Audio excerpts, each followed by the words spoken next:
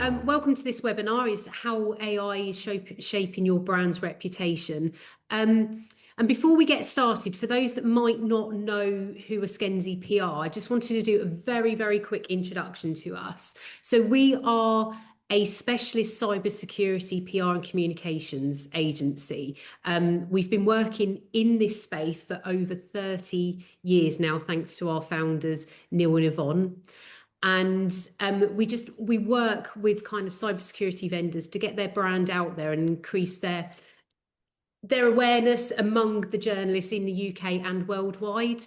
And it is a very fast-moving market at the moment. So that's just us. I'm Melanie Johnson-Holliday. I've been working with Askenzi for goodness knows how long now. I think it's for well over 6 years. So so welcome to the webinar. But today's topic is one that we are getting asked about more and more, and that's something that we thought we should really address. And that's what's led us to inviting the two guests that we have on the webinar today, Tom Mason from Awareness AI and Connor Sharp from Censuswide.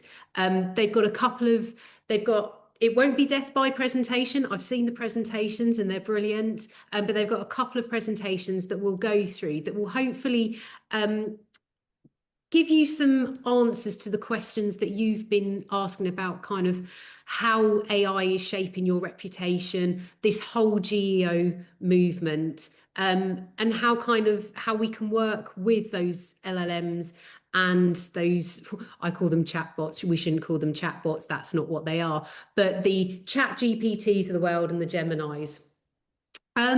So over the next 45 minutes, we'll look at those AI models and how you can use them and how you can work with them to better increase your brand awareness, and how the internet is talking about you, but also how people are searching for information about your company, your brand, and about what you do.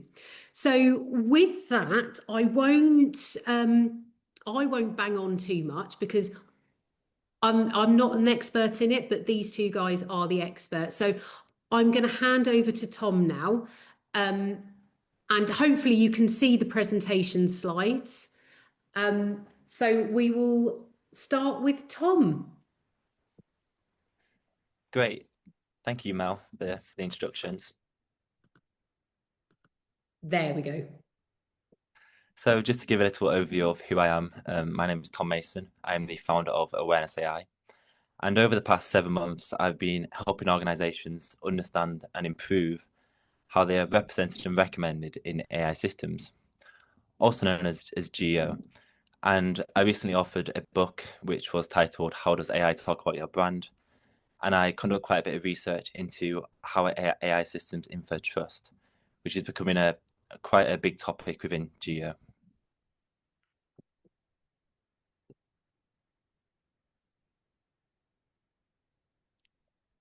So I think a nice starting point really is just to go over what GEO is. So it stands for Generative Engine Optimization, and it's looking at improving how AI systems understand organizations, recommend them, and describe them. Because AI systems now, such as ChatGPT and Gemini, they're increasingly acting as an interpretation layer and a first point of contact and sale for organizations.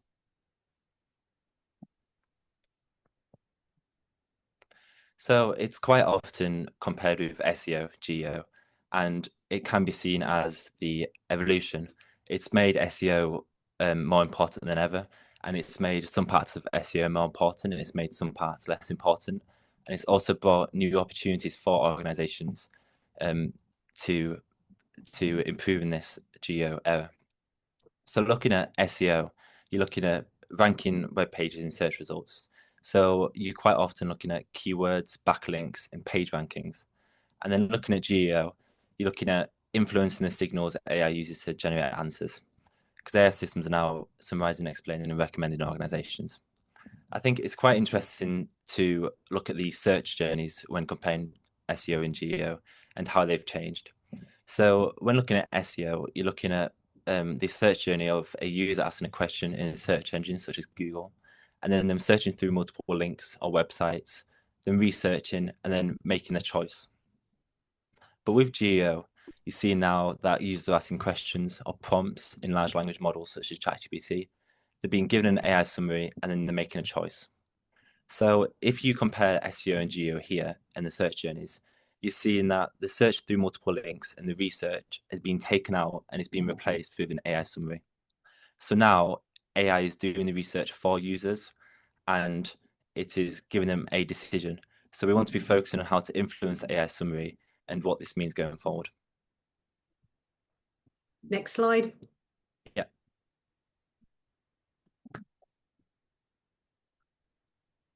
So when looking at AI summaries, I talk quite a bit about default trust because what's happening now is that many users are treating AI summaries and responses as intelligent, reliable, and trustworthy, even when they're often incorrect. So this is really showing how an AI now is starting to be the first point of contact and sale for your organization, and it's shaping your reputation as a brand if a user sees this before they see your website.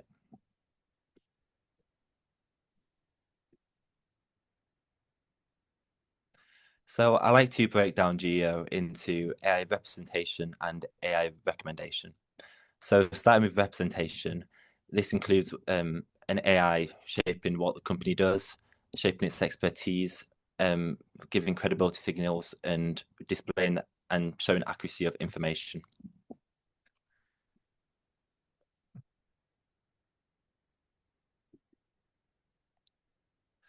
So starting with the risks that I often see in representation when I've been working in the field, this often comes down to things like incorrect service descriptions, outdated company summaries,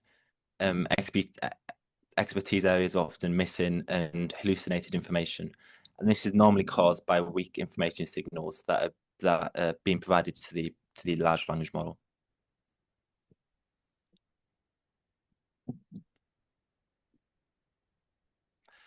So I thought it'd be useful to give an example scenario and a prompt.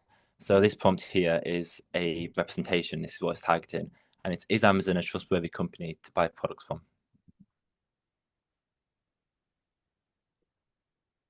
So if we look at the first orange rectangle first, you can see that Amazon is instantly for ChatGPT instantly forms a judgment about Amazon, saying yes, in general, Amazon is considered a trustworthy place to buy products.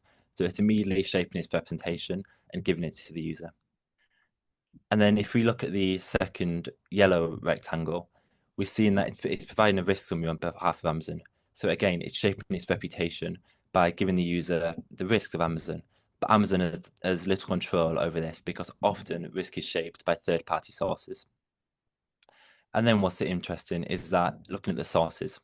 So the third red rectangle, you can see that Reddit is a trusted source. And Reddit is quite a heavily weighted source when coming to how AI forms an opinion and how our AI infers trust. So I think this is quite important to highlight that Reddit can be used by organizations to spread information and to improve representation. Now, looking at how to improve your representation as an organization, you want to be looking at certain things. So these are probably the four most heavily weighted opportunities, in my opinion. And to start off with reputation management. So reputation management in 2026, it's really never been more important now because large language models see absolutely everything. So before, when looking at SEO, if there was a negative comment or something bad said about your organization on the 10th page of Google, a customer or user probably wouldn't see it because they probably wouldn't get that far. But now a large language model is going to see it and it's always going to pull it because it doesn't know what's right and what's wrong. So if it sees something negative, it's going to put the user first and it's going to tell them. So taking control of reputation management by understanding everything that's said about you online is really crucial. And then looking at the consistency of information and descriptions is also really important in representation. Because if you put yourself in AI shoes or ChatGPT shoes, and you're trying to form a description about an organization, if an AI sees 5 different descriptions that how you describe yourself over your different platforms, it doesn't know which description to use. And it often blurs it into one, hallucinates information by filling in gaps, or it doesn't really give you the accurate description. But this also applies to contact methods and stuff like this. It's important to keep everything consistent. FAQ style pages are also really important for representation. When trying to control the narrative of your brand and the reputation, you want to be answering common user queries within your FAQ page, such as what does awareness AI do? This would be a quite high up FAQ question, because if you answer that yourself, an AI can then go into your website and replicate how you describe yourself. So then you're taking control of your narrative, and it's not going to a third party source which might describe you inaccurately, negatively, or in an out of date way. And then finally, looking at schema and structured data. So what schema is really, it's showing the most important part of your website. If your website is 200 pages long and you don't have schema, an AI is just going to see 200 pages of information. With schema, it shows what's important, such as your services, your FAQ pages, and information like that. So then it can use that information and it won't skip past your website, because it's more than happy to take the information from your website. Now, moving on to AI recommendation, AI is now actively suggesting organizations and recommending them to use them customers. So it's producing shortlists and recommendations and making a select choice for users.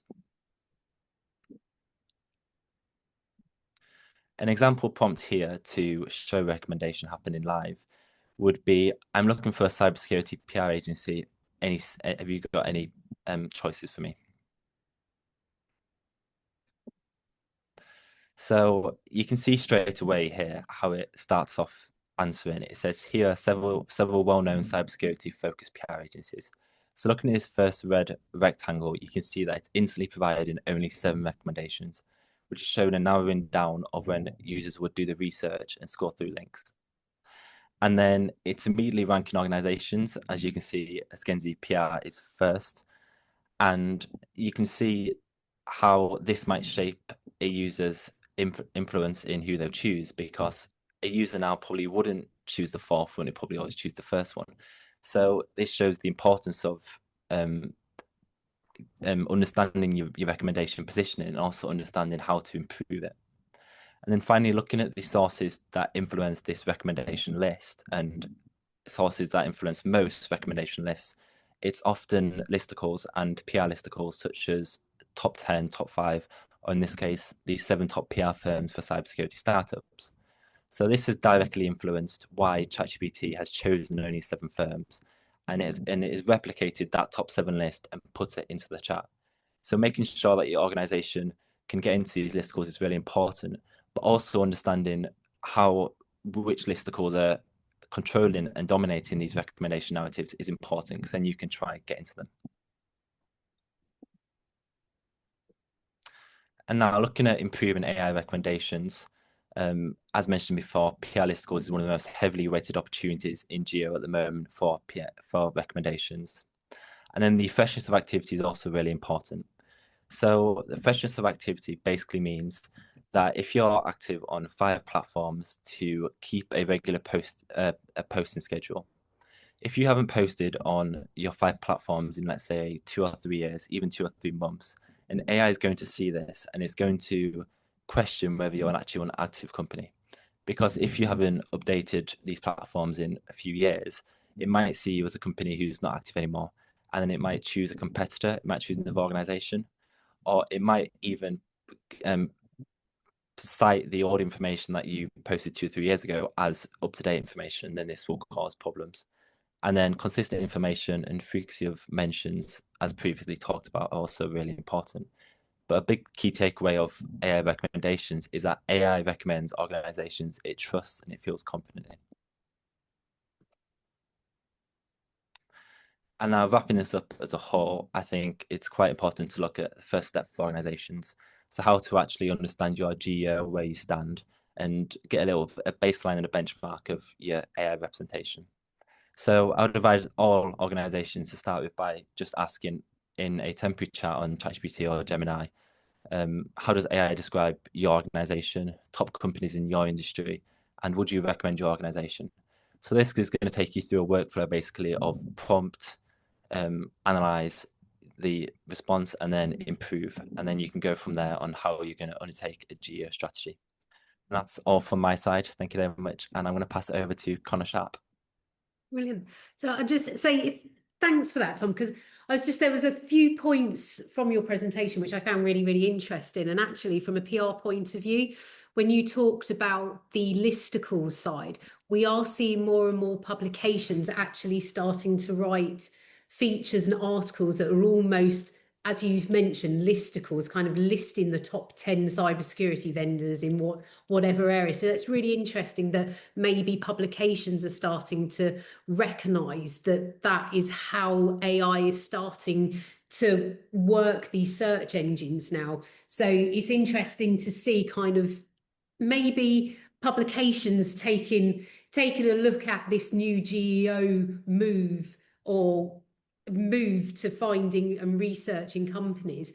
So it's quite interesting, but also that freshness of activity. And I think I mentioned to you prior to this webinar about how back in the day when lots of different social media platforms were starting out, lots of companies created different accounts on various platforms on the internet, for different regions. So they would have one for the EMEA region, for the APAC region, but then almost forgot that those existed and just killed them and don't even know they existed. So kind of one of the things maybe taken away from this is also looking at the platforms that existed many moons ago and seeing if you can get access and kill those platforms or that content, because that's actually harming what you're doing now.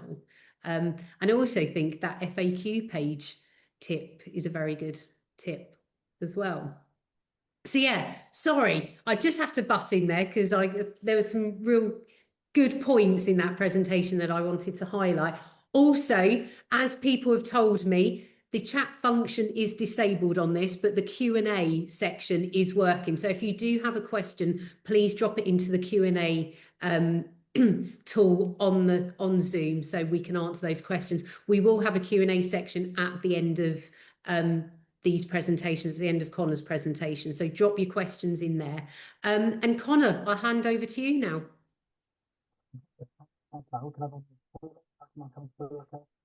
Oh, sorry, your microphone seems to have gone.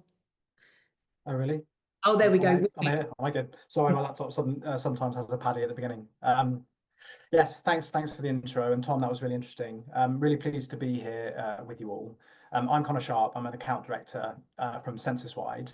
And just to really quickly summarize, Censuswide is an international market research consultancy, and we're an ongoing partner for Iskenzi and many of its clients. And I've been working with brands primarily to understand public opinion and sentiment through worldwide surveying efforts. And much of my time is spent working with companies and with marketers to give them data that helps achieve marketing and communications objectives and drive business decisions. And so Iskenzi asked me here to talk a little bit about this within the context of GEO and AI brand discovery. So here at Censuswide, we've been tracking and researching how online search habits are changing and what that means in practice in terms of real world behavior. And I'll show you some of this data today. And using this data, we're putting together a toolkit for marketers for ways to think about AI brand discovery and showing them how market research can be introduced as part of a consolidated content strategy and how that can improve GEO. So yes, to my first slide. And I suppose firstly, and it might sound obvious, but I think it's worth making the point that AI search isn't something that's coming. It's absolutely here and here to stay, as demonstrated by our data sets. I think what's really striking is how embedded it is in daily behavior already, especially among senior professionals, as you can see on the screen, with 90+% of senior managers, directors, C-suites saying that they use AI search at least once per day. So people aren't just experimenting anymore. Consumers are using these tools as habit. I certainly am. And so we're actually now at the point where we're seeing consumers actively favor these AI search tools over traditional search engines. And as you'll see on the slide, this shift is strongest among Gen Z and millennials, and even more pronounced among business leaders.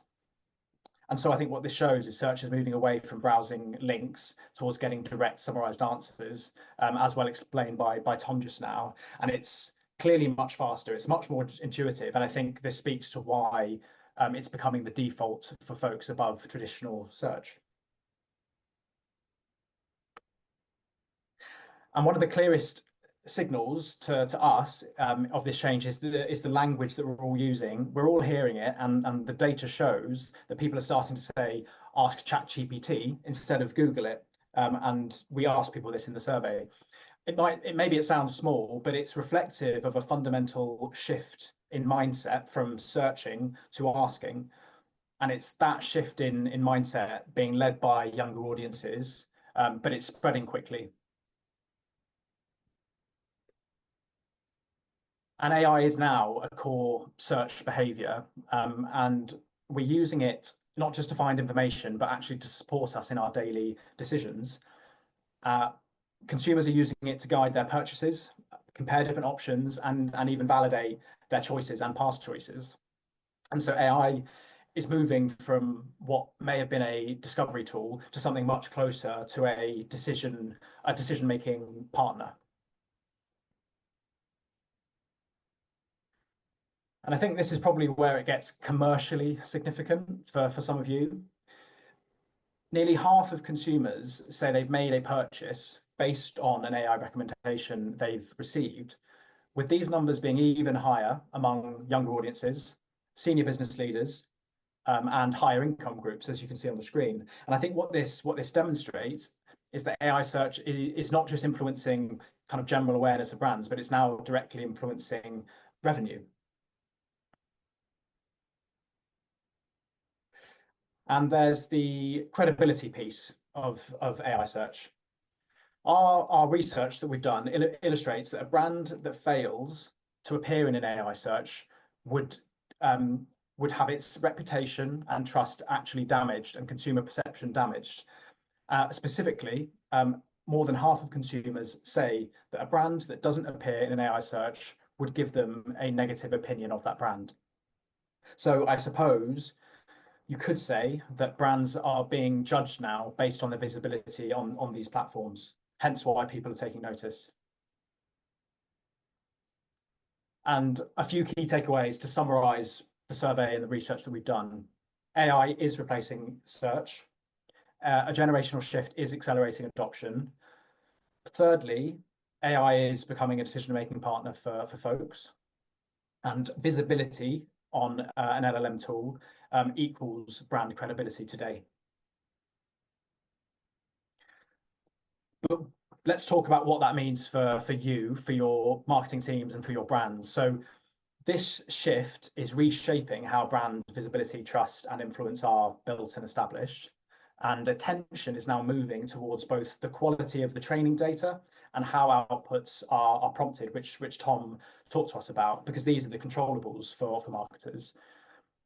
And thirdly, the narratives and the language and the research that organizations are putting out into the world are ultimately shaping how LLMs describe and summarize them.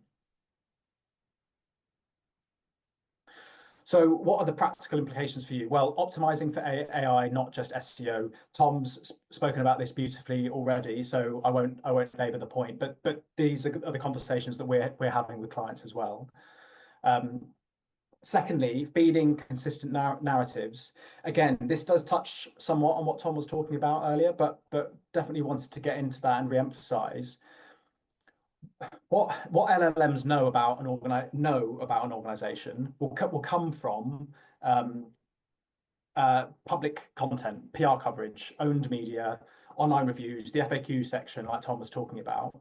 So ensuring consistency across all of those different channels will obviously positively impact how the AI tool that you're using will describe you. So it stands to reason that any conflicting narratives and inconsistent messaging will lead to the inconsistent AI summaries that follow. Thirdly, and this is maybe the most important part of this slide, it's of my section. It was a big part of what Tom was talking about at the end there, which is auditing your AI visibility and starting, like now, because as marketers, you know what your optimum messaging should look like and how you want your organization to be presented. And if the LLM summary of your organization is different to that optimal messaging, well, then you know that you need to focus efforts to improve and narrow that gap, and make more accurate these AI summaries about your brand. Fourthly, integrating prompts into planning. I would say prompt your LLM tools in the way that your customers and your prospects would as well. There's probably two ways to think about this.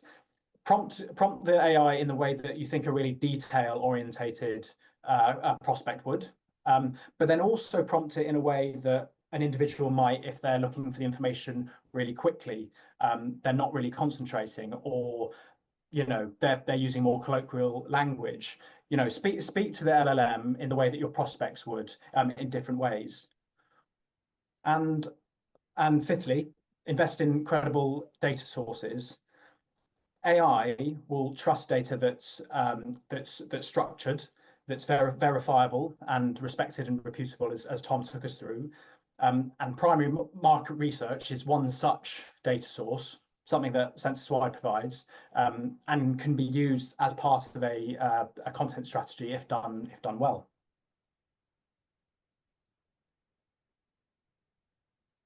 And market research will give your content three key things that links in with what Tom's been talking about. It'll give you accuracy, and it will reduce the number of errors that AI makes when summarizing your brand. It'll give and add relevance to what the AI is summarizing. It'll ensure that summaries are based on up-to-date insights reflective of contemporary attitudes, behaviors, and products. And lastly, brand safety. Research-led messaging will limit instances whereby the AI summaries associate your brand with any unwanted contexts.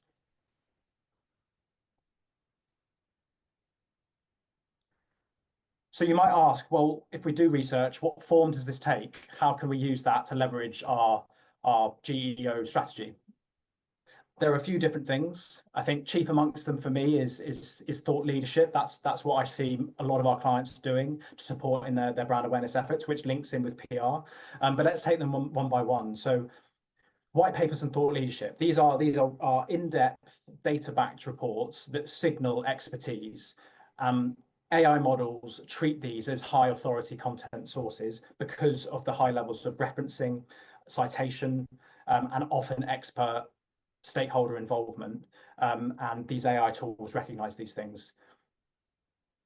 With regards to press and coverage, every headline and every statistic that quotes your research becomes another credible data point about your brand's authority, and another data point for the LLM to detect and prioritize. Thirdly, and slightly differently, is audience insight studies. So the first two were all about external research work. Fresh human-led insight studies about your audience behavior in their job roles, in their buying behaviors, that will give you the insight you need to formulate a GEO strategy.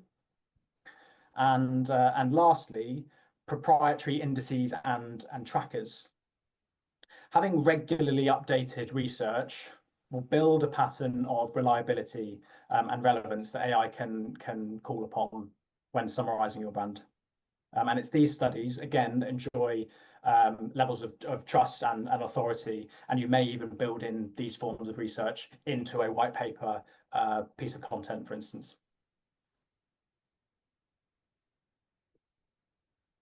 So I've been talking about how research can help with AI, with your brand visibility via AI tools, but really only when it's done correctly. I suppose that's obvious, but let's talk about the four key considerations that take us to a point where it is being done correctly. So firstly, credibility really does matter. An AI system will weigh the trustworthiness of sources. So work with accredited research vendors that give you accredited and reliable data Census Wide is, of course, one such example, but when you're assessing other vendors, look out for things like industry accreditation, such as the MRS. In the UK, you've got the British Polling Council and ESOMAR, for instance. Robust methodology, super important. High quality sampling and methodology are non-negotiable and vital to achieving good PR coverage, as I'm sure many of you will know. These strong representative samples give your insights, they give them accuracy and legitimacy, and they will be linked and cited more if that's the case. And these qualities are all ones that AI will prioritize and detect. Thirdly, once you've got that robust methodology and it's time for you to publish, well, then be transparent about that. Publish the methodology, the sample size, the source attributions. Tell the world what it is you're trying to communicate, because it's these items that make your data citable, quotable, and it's what LLMs will search for when deciding on the authoritative weight of that research piece. And finally, relevance.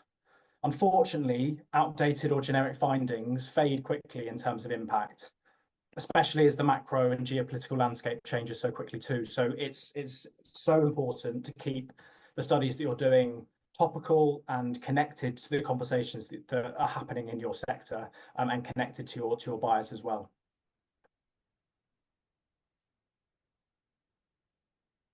And just to wrap up my section, thanks for sticking with me.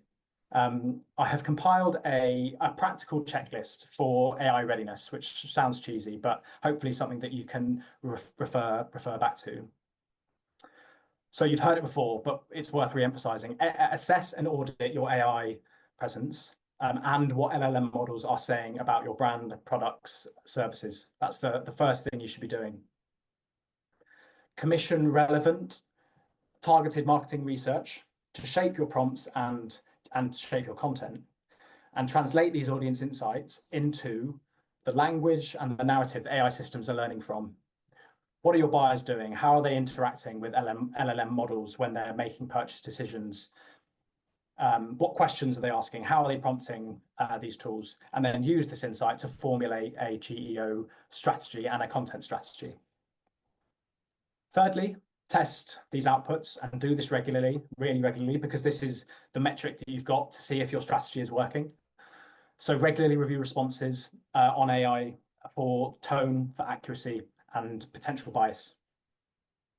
And finally, and a really important one, is communicate and encourage collaboration across your teams where GEO strategy is concerned, where brand is concerned, because AI visibility is relevant to marketing, PR, insight, business development, sales, but working independently and in silo will create inconsistency in narrative, which we've already spoken about, which will likely then result in inconsistent AI outputs from your brand. So talking as a team, strategizing together is really crucial.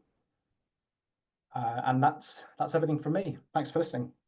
Brilliant. Thank you, Connor. And I think what you've just said there, that kind of working as a team, I think that's really, really important. And from what both presentations have shown here is that actually that kind of making sure that you're aware of where you stand within this whole AI sphere and kind of the content that you're putting out, making sure that it's interesting, that it's hitting the right points where people are reading, but also, you know, creating interesting research and interesting topics that you can talk about.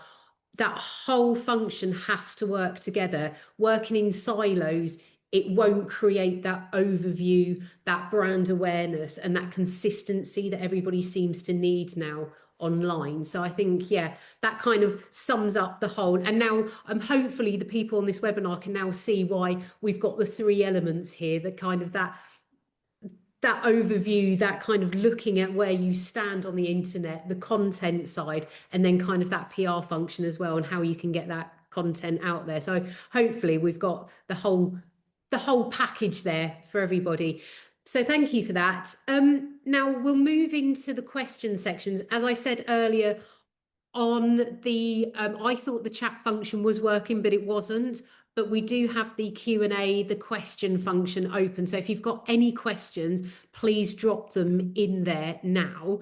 But we did have a couple of questions prior to the webinar that was submitted to us. And I think, Connor, this one came at you really about kind of how relevant is this whole GEO kind of LLM searching? How relevant is it? Because a lot of people think it's all just consumers, but actually to the B2B sector, to the vendors, to the cybersecurity community that we kind of work with, how relevant is it to them? Yeah, no, that's interesting. I think I mean, it's a great question. I mean, I would say it's arguably more relevant to the B2B space than it is B2C. I mean, it's important to B2C, of course, but I think what the data showed at the beginning of my section, that directors, C-levels, business leaders, that category, they were consistently across the slides, hopefully it was noticed, but consistently demonstrating a higher propensity for usage, more positive sentiment, and especially when it came to making purchase and buying decisions, they were way over on one side compared with the average consumer. So I think that indicates that these people and these business leaders are very active in using AI for these sorts of things. I suppose separately, B2B buying journeys are so long, they're complex, so many different stages, different stakeholders, different teams that need to be involved. And so I suppose on one level, AI just sort of cuts through that, all the nonsense, I suppose, and helps people to expedite and compare vendors, pros and cons, all that kind of thing. I've done the same in my job role. So AI fits into that beautifully. So yeah, that would be my view, is that it's just as important, if not more, for the B2B space. Yeah, and I think you're right there, because we talk to a lot of CISOs and kind of that C-level execs that they don't have time to go and, as you say, Google it, because now Googling seems to have so many different research answers, and actually having kind of, I know, ChatGPT on your phone and just asking a simple question and it comes up with the top 3 is so much quicker now. And you say it becomes almost like your decision-making partner. And it's quite scary at how it's used in many. Actually, I think a lot of us don't realize that we use these tools because it's so embedded now into everything that we do. So I think, I think that's really interesting. But if you are a vendor or you're working on the B2B side and you're a large global enterprise organization and you want to start your journey and how to make kind of your GEO, your brand awareness better, I mean, what is the starting point? And Tom, you can probably help us with this. Where does a marketeer start with this journey? What things should we be looking for? Or just where can we start? Yeah, it's really it's going back to that point of gaining a baseline and a benchmark of where you currently are, and asking a AI model questions about your organization, such as how would you describe my organization, or how would you recommend them, the top companies, because it's all about taking the first step and actually understanding where you stand, because a lot of organizations haven't done this, so they won't be aware of any opportunities involved or any possible risks that are happening. Yeah. And I think that slide that you showed, and anybody would think that we had actually like pre-prepared that slide on kind of what the best cybersecurity PR agencies, but we didn't. That's Tom created that without our knowing. But actually, when we first started our kind of GEO journey, there was some platforms that came back with some funky answers when said, what does a Skenzi PR do? And I think one of them came back that we were a medical PR agency, which we've never done medical PR in our history. But one chap, I can't remember what platform it was. Was it ChatGPT or one of the rarer ones, Tom? that we were a medical PR agency. So somewhere in our history, that has been dropped in, and hopefully by kind of the work that we've done now, we've eradicated that, and hence why kind of our terms and we're being searched for better now, and we're coming up higher in the rankings. So that's good. Yeah, exactly. It's about understanding basically if there are any. It's about diagnosing if there are any problems, and then understanding where the problems lies in which sources where they lie. Because as I was going back to my point before, there could be a page on the 10th page of Google which you've never seen before, which has information about you from 5 years ago or something about that, and AI might be pulling it, but you might not be aware. So it is just gaining like visibility of your representation, basically. Yeah, And I suppose it's so easy for teams just to do that, just to start on that journey. You know, we've all got GPT, Gemini, Claude, etc. at our fingertips. Like, yeah, it shouldn't be, it shouldn't be a second thought, really. I would have thought. no. And one other simple thing that I hadn't thought about personally was actually simple things like telephone numbers on, you know, again, on Google Ads or whatever. If you've got a different telephone number, that can throw the AI as well. So yeah, so simple things like that, making sure that you have consistency in how to contact a company. And I think, Tom, that was one of the key points that you told us, Genzi PR, making sure that your contact details were consistent. And again, you know, that's something that you don't think about. You could probably have multiple contact email addresses, but that throws the AI as well when you're searching. Yeah, definitely. It is all about giving it confidence, basically, and AI likes to be confident and it likes to trust an organization. So consistency provides the confidence it needs to trust your organization and then recommend it and represent it. It likes the companies the most that are consistent and it can trust. Is there any questions from the floor? So we're near closing. But I hopefully this session has been of use to you. If you have any questions, if you come away from this webinar and you think, oh, I should have asked that, we are available to answer those questions even on after this webinar. So just drop me an email. So I've put the, hopefully I've got our contact details right on this presentation. So if you drop me an email at hello@skenzipr.com, we can answer those questions for you. But I think one key takeaway from this webinar is that your brand is already being interpreted by AI. So it's worth making sure that you have all your content right and everything is consistent. And we can help you on that journey. If you're starting that journey, please come to us and we can help you, you know, have a look at where you stand with AI at the moment, and make sure, give you almost like that benchmark of where you can go from. And then we can work on a strategy on how to improve that, the content that you're producing. We can come up with some great content and just make sure that you are confident that those AIs are talking about your brand in the right manner and that it's actually working for you, not against you. And I think that's one thing that we can take away from this webinar. And again, if any of you have any questions, please come to us, please email us. We're open to answering those questions. But also, you know, contact us if you just want to have a chat about how we can help you, or if there's, any way that we can kickstart your GEO and AI journey, really. But I'll bring the webinar to a close, but thank you very much for attending, and hopefully we'll all be speaking soon.